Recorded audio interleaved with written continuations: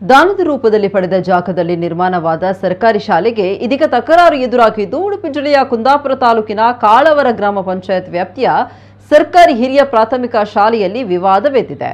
ಸುಮಾರು 103 ವರ್ಷಗಳ ಇತಿಹಾಸವಿರುವ ಶಾಲೆಯ ಜಾಗ ತನ್ನದು ಎನ್ನುವ ವಿಚಾರವಾಗಿ ಮಂಜಯ್ಯ ಶೆಟ್ಟಿ ಎಂಬುವರು ದಾವೆ ಹೂಡಿದ್ದಾರೆ.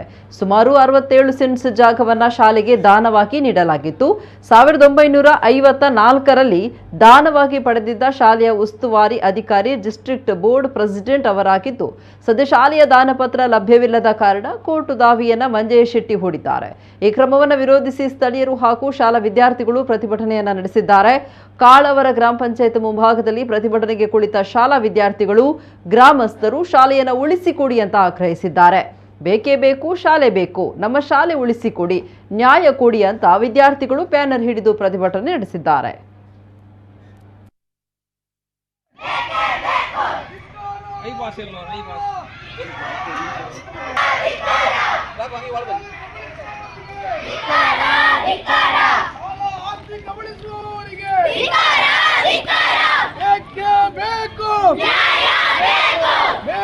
ಬೇಕು